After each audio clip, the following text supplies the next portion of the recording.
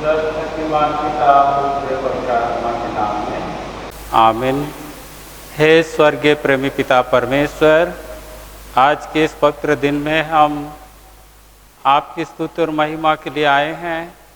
धन्यवाद देते हैं कि अब तक आपने हमें अपनी बड़ी दया से अनुग्रह से सुरक्षित भला चंगा रखा है।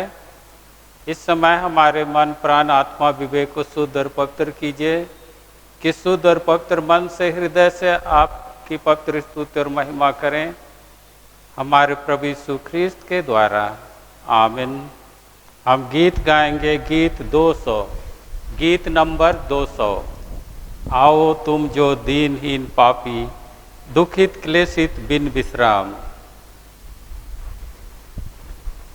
आओ तुम जो दीनहीन पापी, दुखित क्लेशित बिन विश्राम। पाप के कारण जो बिलापी, जिसे गाओ यीशु नाम। प्रभु यीशु, प्रभु यीशु, सिद्ध कर चुका तेरा काम। हम सब आदम दीन पापी, सब हैं दोषी नरक योग्य। यीशु तूने किया फिर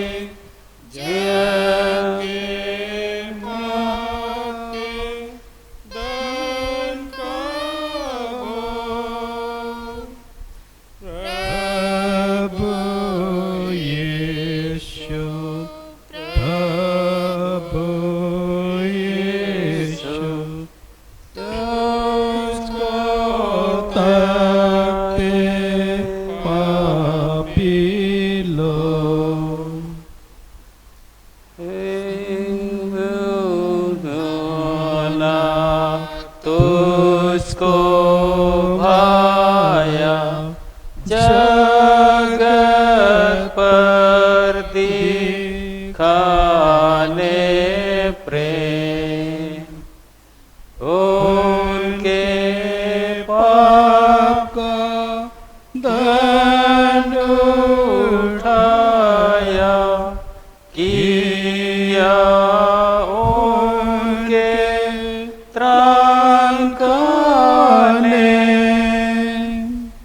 प्रभु यीशु, प्रभु यीशु, तेरी कृपा से है चैन।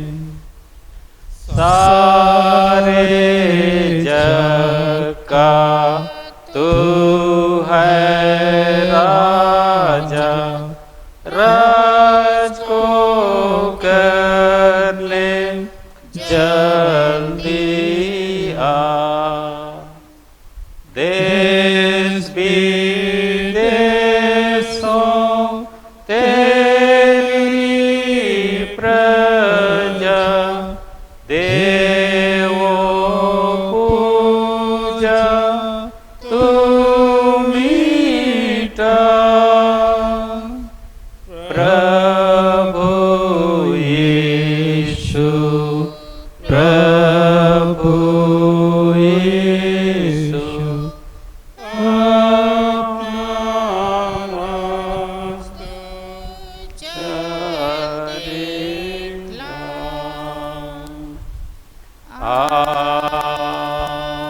आमीन। आज पेंतिकोस्त पश्चात 13वां प्रभुवार है और हमारी आराधना का मुख्य विषय है परमेश्वर के राज के खोजियों के लिए कोई भी त्याग बड़ा नहीं होता। परमेश्वर के राज के खोजियों के लिए कोई भी त्याग बड़ा नहीं होता। धन्य है वह मनुष्य जो बुद्धि पाए, वह मूंगे से अधिक अनमोल है। और जितनी वस्तुओं की तू लालसा करता है, उनमें से कोई भी उसके तुल्य में ना ठहरेगी। प्रभु यीशु ख्रिस्त का अनुग्रह, परमेश्वर पिता का प्रेम और पवित्र आत्मा की सहभागिता आप सबके साथ रहे और आपके साथ भी। हम शुद्धता की प्रार्थना एक साथ कहें। हे सर्वशक्तिमान परमेश्वर, तेरे सम्मुख सबके हृदय खुले हैं। तू सबके अभिलाषाओं को जानता है और तुझसे कोई भी भेद छिपा नहीं है। अपने पवित्र आत्मा की प्रेरणा से हमारे हृदय के विचारों को शुद्ध कर, ताकि हम तुझसे पूर्ण रूप से प्रेम करें और योग्य रीति से तेरे पवित्र नाम की स्तुति करें, हमारे प्रभु यीशु ख्रिस्त के द्वारा। आमीन। स्वर्ग में परमेश्वर की महिमा और पृथ्वी पर उसके लोगों को शांति। हे प्रभु परमेश्वर, स्वर्ग के राजा, सर्वशक्तिमान पिता परमेश्वर, हम तेरी आराधना करते, तुझको धन्यवाद देते और तेरी महिमा के कारण तेरी स्तुति करते हैं। हे प्रभु यीशु ख्रिस्त, परमेश्वर पिता के इकलौते पुत्र, हे प्रभु परमेश्वर, हे परमेश्वर के मेमने, तू जगत का पाप उठा ले जाता है, हम पर दया कर। तू पिता की दाहिनी ओर विराजमान है, हमारी प्रार्थना स्वीकार कर, क्योंकि केवल तू ही पवित्र है, तू ही प्रभु है, तू ही है यीशु ख्रिस्त, पवित्र आत्मा के साथ परमेश्वर पिता की महिमा में परम उच्च है। आमीन। प्रभु आप सबके साथ रहे और आपके साथ भी। हम प्रार्थना करें।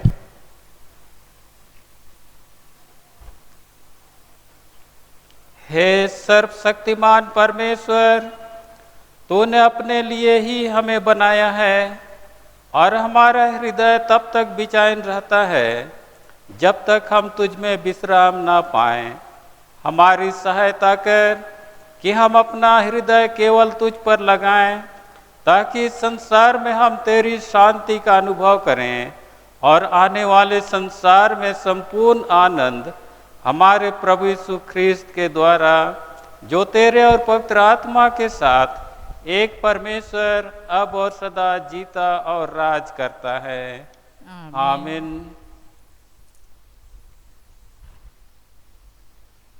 हम अपने डायसिस के लिए, कलीसिया के लिए प्रार्थना करें।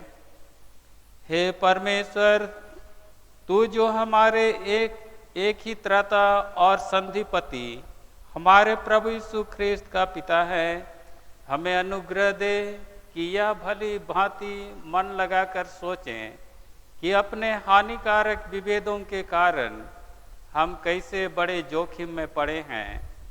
सब बैर और पक्षपात और जो कुछ हमें भक्तिपूर्ण मेल मिलाप से रोकता है, उससे दूर कर, ऐसा कि जिस रीति से एक देह और एक आत्मा और हमारे बुलाहट की एक आशा और एक प्रभु और एक विश्वास और एक बपतिस्मा और हम सबों का एक परमेश्वर और पिता है, उसी रीति से हम अब से सब के सब एक चित्त और एक प्राण हों और सत्य और संधि, विश्वास और प्रेम के एक पवित्र बंधन में मिले रहें और एक मन और एक मुंह से तेरी महिमा करते रहें, हमारे प्रभु यीशु ख्रिस्त के द्वारा। आमीन। आमीन। हम इस समय कोरोना महामारी के संकट से बचने के लिए प्रार्थना करें कि परमेश्वर इस महारोग को दूर करे। हे सर्वशक्तिमान परमेश्वर, तेरा धन्य पुत्र हमारे दुखों को उठाता और हमारे कष्टों को सहता है।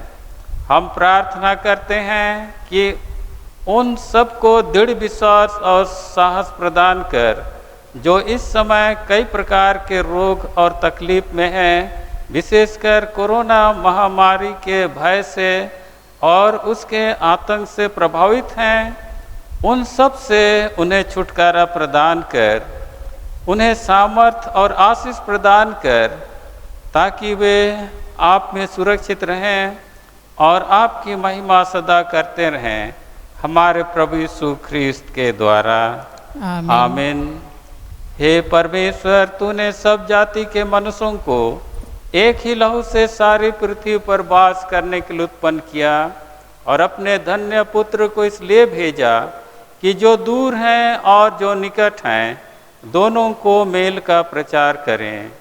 यह वर दे कि इस देश के सब लोग तुझे टटोल कर पाएं, और हे स्वर्गीय पिता, उस प्रतिज्ञा को शीघ्र पूरा कर जो तूने की है कि मैं सारे मनुष्यों पर अपना आत्मा उंडेलूंगा, हमारे त्रता यीशु ख्रीस्त के द्वारा। आमीन। हम इस समय पाठ सुनेंगे। अभी के लिए पाठ है फिलिपियों के नाम पौलुस प्रेरित की पत्री, उसका 4था अध्याय और उसके 4थे पद से पत्र आरंभ होता है। फिलिपियों के नाम पौलुस प्रेरित की पत्री, उसका 4था अध्याय और उसके 4थे पद से। प्रभु में सदा आनंदित रहो। मैं फिर कहता हूँ, आनंदित रहो। तुम्हारी कोमलता सब मनुष्यों पर प्रकट हो। प्रभु निकट है। किसी भी बात की चिंता मत करो, परंतु हर एक बात में तुम्हारे लिए निवेदन, प्रार्थना और विनती के द्वारा धन्यवाद के साथ परमेश्वर के सम्मुख उपस्थित किए जाएं। तब परमेश्वर की शांति, जो सारी समझ से परे है, तुम्हारे हृदय और तुम्हारे विचारों को मसीह यीशु में सुरक्षित रखेगी। इसलिए हे भाइयों, जो बातें सत्य हैं और जो बातें आदरणीय हैं और जो बातें उचित हैं और जो बातें पवित्र हैं और जो बातें सुहावनी हैं और जो बातें मन भावनी हैं, अर्थात जो भी सद्गुण और प्रशंसा की बातें हैं, उन पर ध्यान लगाया करो। जो बातें तुमने मुझसे सीखी और ग्रहण की और सुनी और मुझ में देखी, उन्हीं का पालन किया करो। तब परमेश्वर, जो शांति का सोता है, तुम्हारे साथ रहेगा। या परमेश्वर का वचन है। परमेश्वर का धन्यवाद हो। हम गीत गाएंगे, गीत नंबर 151। 151 गीत। अनुग्रह का एक लक्ष्य, हे यीशु हमें दे, और हमको अपना बच्चा आप ही सिखाइए। बुझ ज्ञान जो है हमारा, सो केवल थोड़ा है, और अब तक अंधियारा अंतर में लगा है। सुन सुन पिया रे त्राणी, कान बुझ अंतरन को, और अपनी मधुर वाणी सुना और हमसे बोल।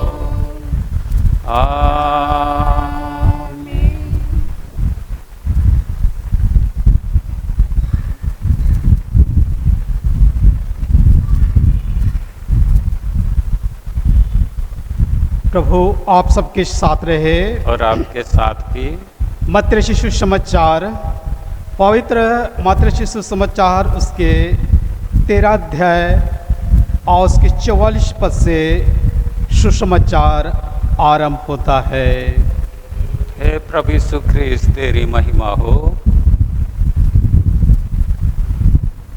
स्वर्ग राज खेत में छिपे हुए धन के समान है, जिसे किसी मनुष्य ने पाया और छिपा दिया और मारे आनंद के जाकर अपना सब कुछ बेच दिया और उस खेत को मोल ले लिया। फिर स्वर्गराज एक व्यापारी के समान है, जो अच्छे मोतियों की खोज में था। जब उससे एक बहुमूल्य मोती मिला तो उसने जाकर अपना सब कुछ बेच डाला और उससे मोल ले लिया। फिर स्वर्गराज उस बड़े जाल के समान है, जो समुद्र में डाला गया और हर प्रकार की मछलियों को समेट लाया। और जब जाल भर गया तो मछुए उसको किनारे पर खींच लाए और वाइट कर अच्छी अच्छी तो बर्तनों में इकट्ठा की और निकम्मी फेंक दी। जगत के अंत में ऐसा ही होगा। स्वर्गदूत आकर दुष्टों को धर्मियों से अलग करेंगे और उन्हें आग के कुंड में डालेंगे, जहां रोना और दांत पिसना होगा। क्या तुमने ये सब बातें समझी? जिन्होंने उससे कहा हाँ। उसने उससे कहा, इसलिए हर एक शास्त्री जो स्वर्ग के राज का चेला बना है, उस गृहस्थ के समान है, जो अपने भंडार से नई और पुरानी वस्तुएं निकालता है। यह प्रभु यीशु ख्रिस्त का सुसमाचार है। हे प्रभु यीशु ख्रिस्त, तेरी स्तुति हो। प्रार्थना करें। हे दयालु पिता परमेश्वर, हम तेरे निकट आकर तुझे धन्यवाद देते हैं आज के समय अवसर के लिए, तेरे पवित्र वचन के लिए। और इस समय हम थोड़ी देर इन बातों पर हम ध्यान करना चाहते हैं, तो हमारे बीच में हो, हमारे प्रभु यीशु ख्रिस्त के द्वारा। आमीन। बात जाएंगे। आज पवित्र आत्मा के अवतरण के पश्चात 13वां प्रभुवार है।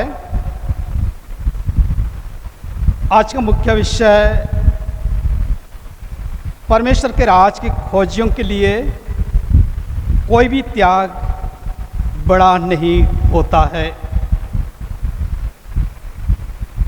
उत्पत्ति की किताब और उसके 12 अध्याय में परमेश्वर की ओर से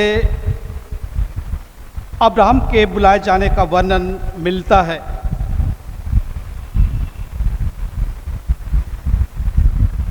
यहोवा ने अब्राहम से कहा, अपने देश, अपने कुटुंबियों और पिता के घर को छोड़कर उस देश में चला जा जो मुझे दिखाऊंगा। यह परमेश्वर की आज्ञा और बुलाहट है। अपने देश, अपने परिवार से हमारा विशेष लगाव रहता है। उससे दूर जाना और उससे अलग होना त्याग का परिचय है। इस बुलाहट के पीछे अब्राहम के लिए परमेश्वर की योजना स्पष्ट है। और मैं तुझे बड़ी जाति बनाऊंगा और तुझे आशीष दूंगा और तेरा नाम महान करूंगा और तू आशीष का मोल होगा। जो तुझे आशीर्वाद दे उनमें आशीष दूंगा, और जो तुझे कोष से उससे मैं साप दूंगा, और भूमंडल के सारे कुल तेरे द्वारा आशीष पाएंगे। यहोवा के वचन के अनुसार अब्राहम के साथ लूत भी उसके संग चला, जहां परमेश्वर ले जाना चाहा। परमेश्वर ने विश्वासियों को संसार से अलग किया, हमें चुना है ताकि हमारे द्वारा कलीसिया आशीष पाए, परिवार को आशीष मिले, दूसरे लोग आशीषित हों, हम दूसरों के लिए आशीष का कारण हों। फिलिप्पी की किताब और उसके दूसरे अध्याय और उसके 15 पद में इस प्रकार लिखा है, ताकि तुम निर्दोष और भोले होकर टेढ़े और हठी लोगों के बीच में परमेश्वर के निष्कलंक संतान बने रहो, जिनके बीच में तुम जीवन के वचन लिए जगत में जलते हुए दीपकों के समान दिखाई देते हो। बुराई के बीच में परमेश्वर का निष्कलंक संतान, यह अपने को पाप रहित व्यक्ति प्रमाणित करना बुराई या पाप की त्याग से ही संभव है। मत्ती सुसमाचार और उसके 13 अध्याय और उसके 44 पद से लेकर 50 पद में स्वर्ग राज के 3 उदाहरण प्रस्तुत किए गए हैं। पहला, स्वर्ग राज खेत में छिपे हुए धन के समान है। स्वर्ग राज छिपा हुआ है, ये ढका हुआ है, अपने आंखों से देख नहीं सकते हैं, अदृश्य है। मसीह जीवन का मुख्य उद्देश्य या लक्ष्य स्वर्ग राज में प्रवेश करना या स्वर्ग राज पाना, उद्धार व परमेश्वर के साथ स्वर्ग राज में अनंत जीवन प्राप्त करने के लिए नए जन्म की आवश्यकता है। यूहन्ना सुसमाचार और उसके 3 अध्याय और 3 पद में यीशु ने स्पष्ट किया है, मैं तो इससे सच सच कहता हूँ, यदि कोई नए सिरे से ना जन्मे तो वह परमेश्वर के राज को देख नहीं सकता। खेत में छिपे हुए भंडार या धन या खजाना इतना अधिक बहुमूल्य है कि कोई भी व्यक्ति उसे पाने के लिए सब कुछ बेचकर उसे पाना चाहेगा। दूसरा, फिर स्वर्ग राज एक व्यापारी के समान है। मोतियों का दृष्टांत में यीशु यह शिक्षा देता है कि स्वर्ग राज मनुष्य के द्वारा प्राप्त की गई किसी भी वस्तु से अधिक बहुमूल्य है।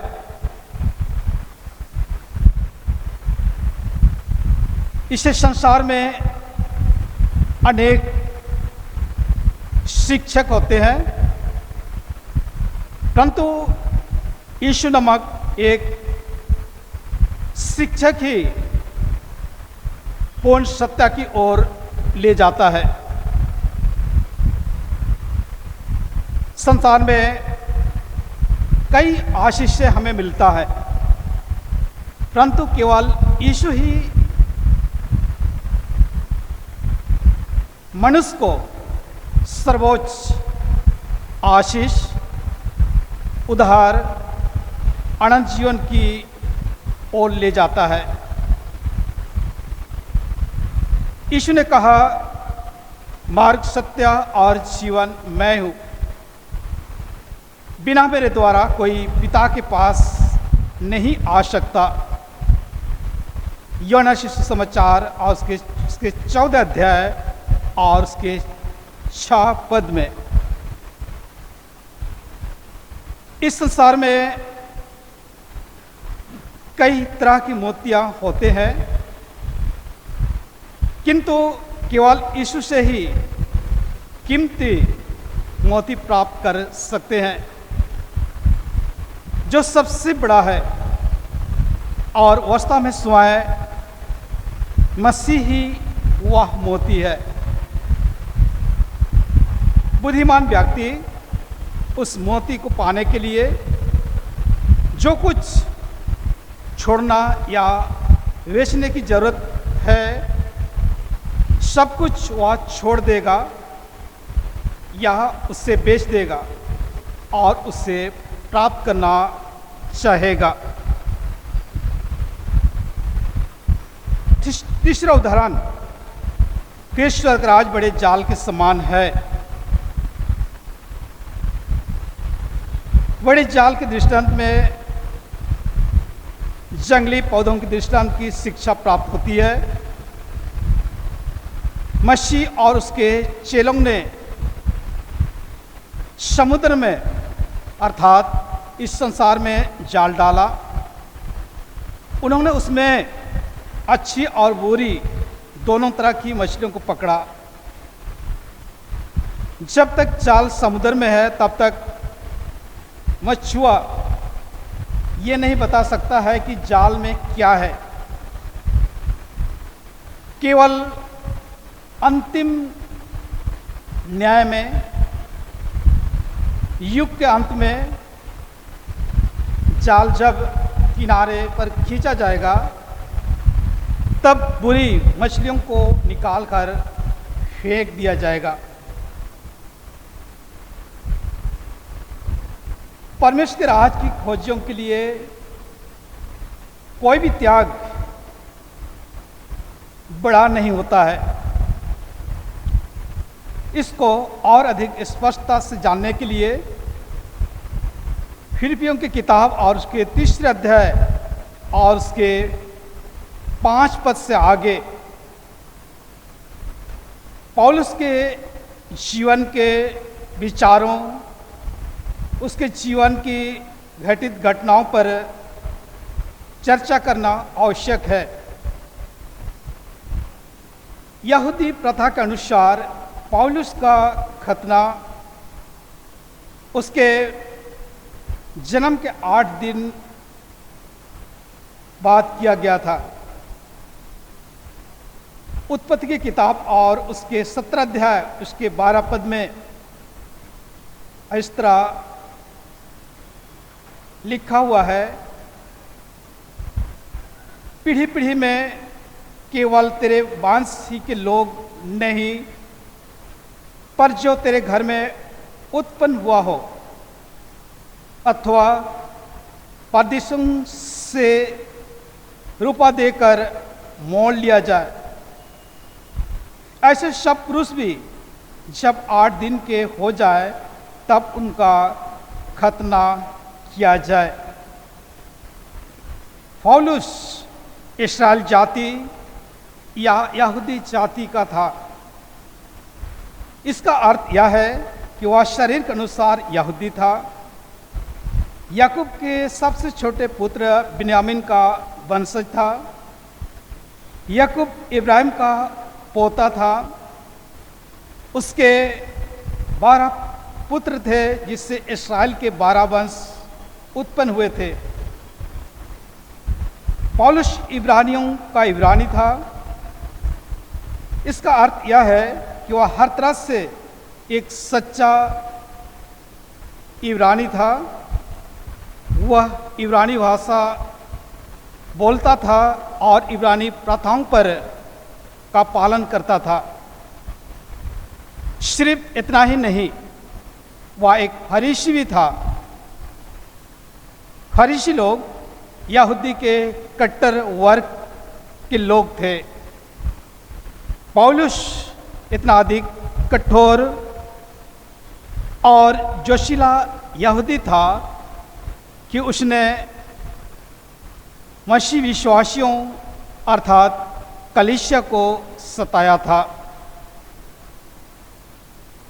गलाती की किताब और उसके पहला अध्याय और उसके 13 से 14 पद में ये उल्लेख किया गया है।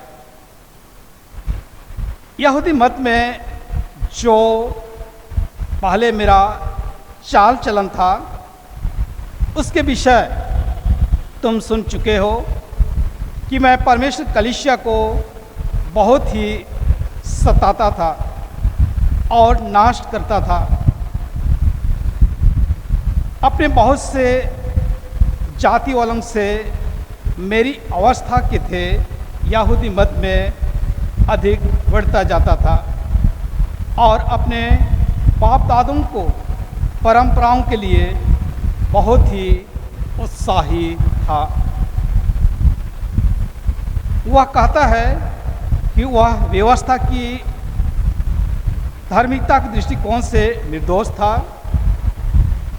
इसका अर्थ यह है कि उसने बाहरी तौर पर यहूदी व्यवस्था के सभी नियम और रीति रिवाज का पालन किया था। फिलिपियों की किताब और उसके 3 अध्याय और उसके 7 से लेकर 9 पद में पौलुस के बारे में इस तरह लिखा है, परंतु जो बातें मेरी लाभ की थी, उन्हीं को मैंने मसीह के कारण हानि समझ लिया। वरन मैं अपने प्रभु यीशु मसीह की पहचान की उत्तमता के कारण सब बातों को हानि समझता हूँ, जिसके कारण मैंने सब वस्तुओं को हानि उठाई और उन्हें कूड़ा समझता हूँ, जिससे मैं मसीह को प्राप्त करूँ, उसमें पाया जाऊँ। परंतु जो बातें मेरे लाभ की थी, अर्थात पौलुस के द्वारा उसके 5 और 6 में लिखी गई सभी बातें उसके लाभ की नहीं थी। वास्तव में पौलुस अब उन्हें अपने लिए हानि समझता है। वह उन्हें हानिकारक, नुकसानदायक समझता है। ये बातें एक यहूदी होना, इब्रानी होना, फरीसी होना, ये नुकसानदायक थी, क्योंकि उन्होंने पौलुस को मसीह में विश्वास और भरोसा रखने में उससे दूर रखा।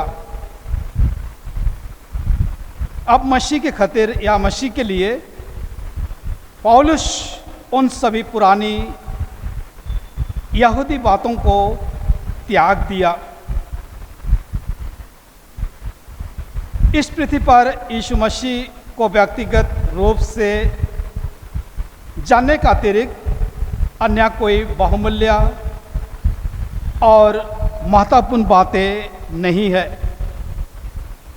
कोई दूसरा बात किसी को उद्धार और अनंत जीवन नहीं दे सकती। केवल मसीह को जानने और अपना व्यक्तिगत उद्धारकर्ता ग्रहण करने के द्वारा हम उद्धार को प्राप्त कर सकते हैं। उदाहरण के लिए हम एक नाव की कल्पना करें। नाव बहुमूल्य वस्तुओं से भरी हुई है। जब नाव समुद्र पार कर रही है तब बड़ा तूफान आता है, नाव डूबने लगती है। उस नाव के यात्रियों को अपनी सुरक्षा या बचाव के लिए क्या करना चाहिए? उन्हें नाव में भरी हुई सभी कीमती वस्तुओं को बाहर फेंक देना चाहिए। हाँ, सभी वस्तु बहुमूल्य है, लेकिन इन वस्तुओं के वजन या भार के कारण नाव डूब रही है और यात्री लोग डूबने ही वाले हैं।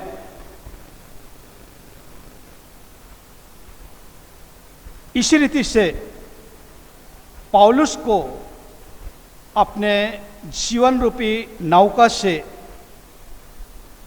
अपनी पुरानी सभी धार्मिक बातों, जैसे उसकी यहूदी पृष्ठभूमि, उसका खतना, उसकी व्यवस्था की धार्मिकता को बाहर निकालना या फेंकना या उसे त्यागना आवश्यकता था।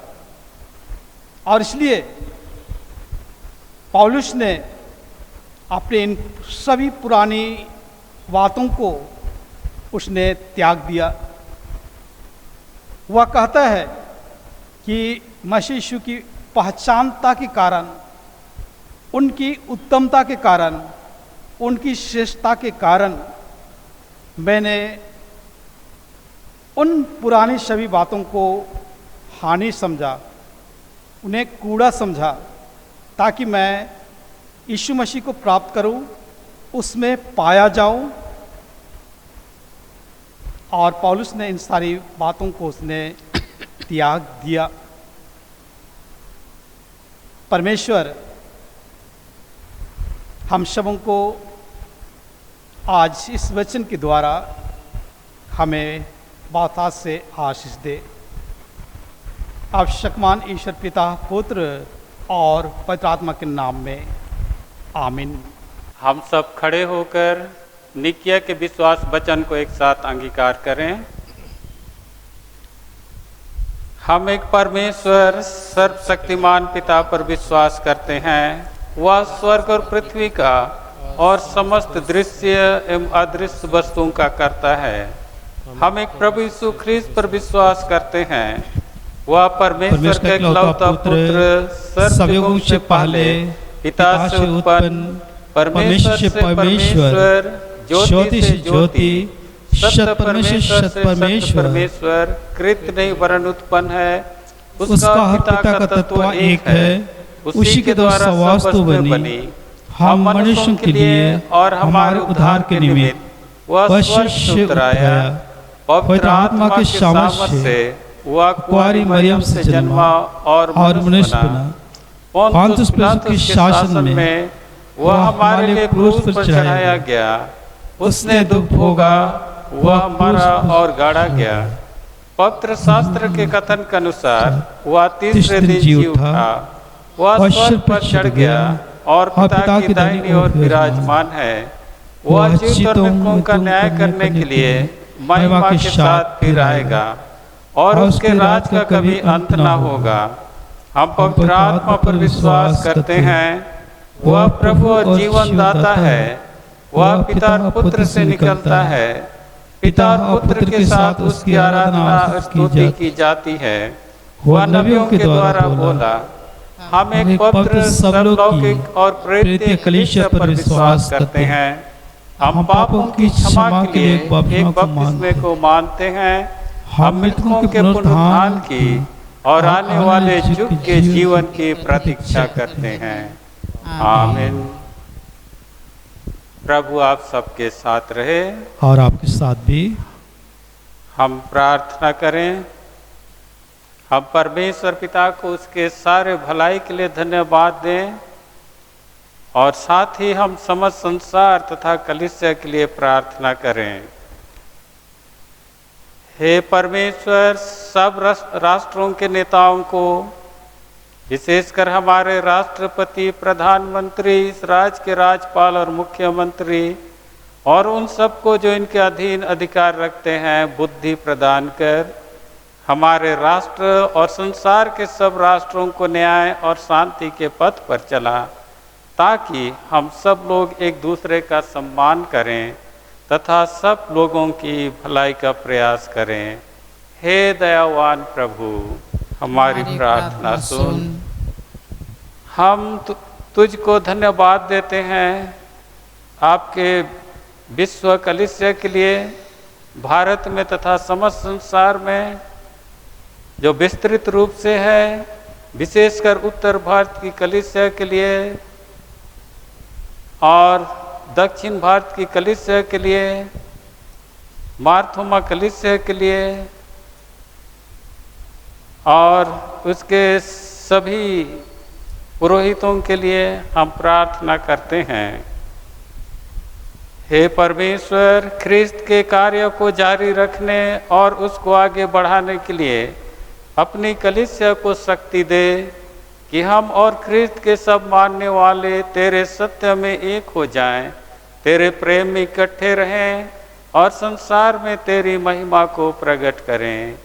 हे दयावान प्रभु, हमारी प्रार्थना सुन। हम अपने परिवार के सभी सदस्यों के लिए, मित्रों के लिए, पड़ोसियों के लिए और साथ में काम करने वालों के लिए प्रार्थना करें। हे परमेश्वर, हम पर और हमारे परिवारों और मित्रों पर, हमारे पड़ोसियों एवं हमारे साथ काम करने वालों पर अनुग्रह कर कि हम एक दूसरे की सेवा द्वारा तेरी सेवा करें और एक दूसरे से ऐसे प्रेम रखें जैसे तू हमसे प्रेम रखता है। हे दयावान प्रभु, हमारी प्रार्थना सुन। हम उनके लिए प्रार्थना करें जो बीमार और दुखित हैं, मरण शैया पर पड़े हुए हैं, बेरोजगार हैं और निराशा में डूबे हुए व्यक्तियों को प्रभु के हाथ में सौंपते हैं। हे परमेश्वर, उन सब लोगों को जो शरीर, मन या आत्मा में पीड़ित हैं, सबल कर और संभाल, आवश्यकता के समय उनको आशा और साहस प्रदान कर कि वे तेरी उपस्थिति के आनंद का अनुभव प्राप्त करें। हे दयावान प्रभु, हमारी प्रार्थना सुन। और उन सभी भक्तों को जो स्वर्गवासी हो गए हैं, उनको भी हम प्रभु में स्मरण करते हुए सौंपते हैं। हे परमेश्वर, हम सब लोगों को जो तेरे अक्षय प्रेम के सुपुर्द करते हैं, ताकि उनमें तेरी इच्छा पूरी हो, हर युग में तेरे संतों के द्वारा दी गई विश्वस्त गवाही के लिए हम तेरी सराहना करते हैं और प्रार्थना करते हैं कि हम भी उनके साथ तेरे अनंत राज्य में सहभागी हों। हे स्वर्गीय पिता, हमारी प्रार्थना सुन और अपने पुत्र हमारे उद्धारकर्ता के नाम से हमारी इन विनतियों को स्वीकार कर। आमीन। हमारे प्रभु यीशु ख्रिस्त ने कहा, प्रभु हमारा परमेश्वर ही एकमात्र प्रभु है। तू प्रभु अपने परमेश्वर को अपने संपूर्ण मन, संपूर्ण प्राण, संपूर्ण बुद्धि और संपूर्ण शक्ति से प्रेम कर। यह पहली आज्ञा है। दूसरी यह है, अपने पड़ोसी को अपने समान प्रेम कर। इनसे बड़ी और कोई आज्ञा नहीं। परमेश्वर ने संसार से ऐसा प्रेम रखा कि उसने अपना इकलौता पुत्र यीशु ख्रिस्त दे दिया कि वह हमें पापों से बचाए, स्वर्ग में हमारे लिए निवेदन करता हो और हमें शाश्वत जीवन में पहुंचाए। इसलिए हम पश्चाताप और विश्वास के साथ अपने पापों का अंगीकार करें। हम परमेश्वर की कृपा से उसकी आज्ञाओं का पालन करने का और सब लोगों के साथ मेल मिलाप और प्रेम से रहने का दृढ़ निश्चय करें। हम परमेश्वर पिता के सामने अपने पापों को नम्रतापूर्वक मान लें।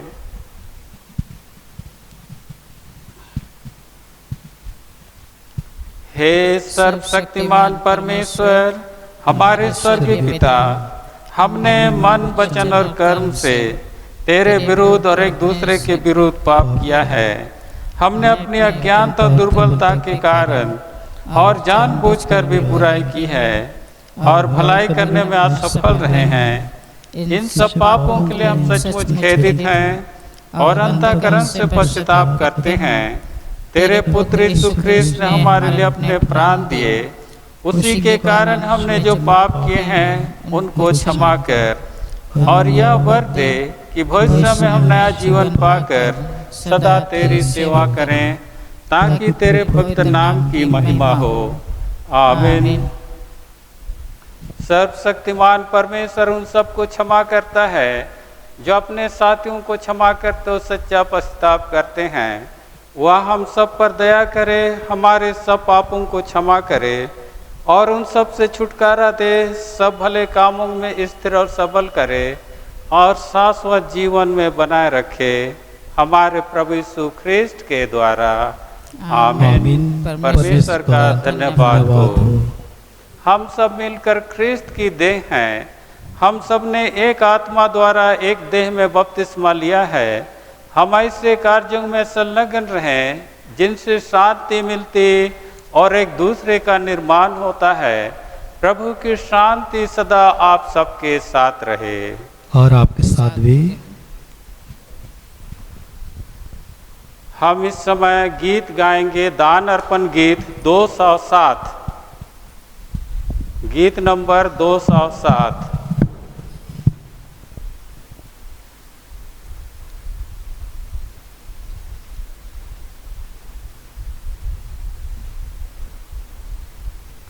तू है प्रभु मेरा भाग है, तुझसे प्रीत मैं रखूंगा। सारी यात्रा में इस लोक की तेरे पास मैं चलूंगा। तेरे पास, तेरे पास, तेरे पास, तेरे पास। सारी यात्रा में इस लोक की तेरे पास मैं चलूंगा। आपका चैन या भोग्या चर्चा मुझे नहीं चाहिए। मुझे आवे दुख और पीड़ा केवल पास ही चलने दे। तेरे पास, तेरे पास, तेरे पास, तेरे पास। सारी यात्रा में इस लोक की तेरे पास ही चलने दे। छाया की तराई में से मुझे नदी पार उतार, तब उस लोक के द्वंद्व होके तेरे पास मैं चलूंगा। तेरे पास, तेरे पास, तेरे पास, तेरे पास। तब उस लोक के से होके तेरे पास मैं चलूँगा। आमीन।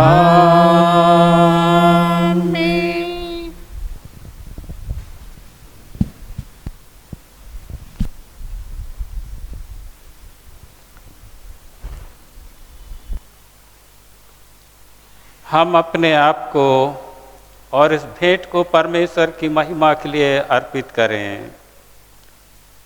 हे प्रभु परमेश्वर, अनादिकाल से अनादिकाल तक तू धन्य है। हे प्रभु, महिमा, प्रक्रम, शोभा, सामर्थ और वैभव तेरा ही है, क्योंकि आकाश और पृथ्वी में जो कुछ है वह तेरा ही है।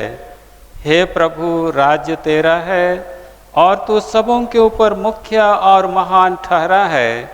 धन और महिमा तेरी ओर से मिलती हैं और हम तेरी हाथ से पाकर तुझे यह भेंट चढ़ाते हैं। इन्हें अपनी महिमा के कामों के लिए इस्तेमाल कर, यीशु ख्रिस्त के नाम में, आमीन। प्रभु आप सबके साथ रहे और आपके साथ भी रहे। हम प्रार्थना करें।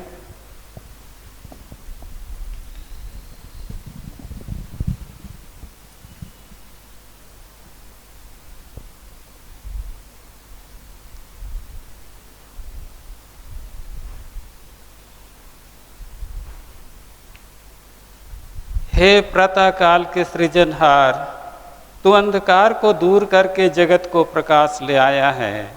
हमारे मध्य से पाप के अंधकार मिटा दे, हमारे हृदय में अपने सत्य का प्रकाश उत्पन्न कर और हमारे हाथों को भले कार्य करने के लिए सबल बना। तेरा पुत्र यीशु ख्रिस्त जो सत्य ज्योति है, उसी के द्वारा तू हमें प्रकाश और आनंद प्रदान कर। आमीन। हे अनंत परमेश्वर पिता, तेरी सामर्थ से हमारी सृष्टि हुई है और तेरे प्रेम द्वारा हमारा उद्धार हुआ है। तू अपने पवित्र आत्मा के द्वारा हमारा मार्गदर्शन कर और हमें सबल बना कि आज हम अपने आप को प्रेम से तेरी और एक दूसरे की सेवा में अर्पण करें। हमारे प्रभु यीशु ख्रिस्त के द्वारा, आमीन। हे प्रभु हम पर दया कर, हे ख्रिस्त हम पर दया कर, हे प्रभु हम पर दया कर। हे हमारे पिता, तू जो स्वर्ग में है, तेरा नाम पवित्र माना जाए, तेरा राज आए, तेरी इच्छा जैसे स्वर्ग में पूरी होती है वैसे पृथ्वी पर भी हो।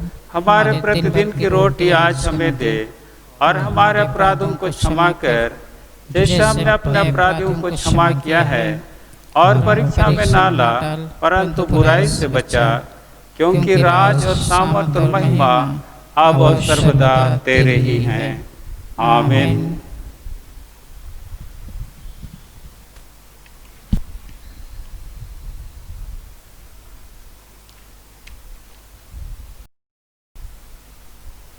परमेश्वर की शांति जो सारे समझ से परे है, परमेश्वर के और उसके पुत्र हमारे प्रभु यीशु ख्रिस्त के ज्ञान और प्रेम में आप सबके हृदय और विचारों को सुरक्षित रखे, और सब शक्तिमान परमेश्वर पिता, पुत्र और पवित्र आत्मा की आशीष आप सब पर हो और आप सबके संग सदा सर्वदा बनी रहे।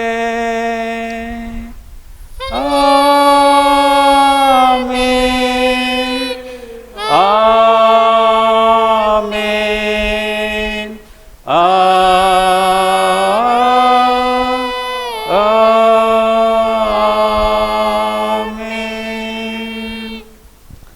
शांति से पूर्ण होकर जाइए और प्रभु से प्रेम रखिए। ख्रिस्त के नाम में, आमीन। सबको यीशु सहाय। और आप अपने घर में विशेष प्रार्थना के लिए आप चाहते हैं, बर्थडे प्रेयर या कोई वर्षगांठ या शादी वर्षगांठ या कोई बीमार दुखित है, प्रार्थना करवाते हैं, तो हमें सूचना दीजिए या हमारे मोबाइल नंबर पर आप हमें कॉल कीजिए ताकि हम अपने निवास स्थान पर किसी भी समय आपके लिए प्रार्थना कर पाएं। यीशु सहाय।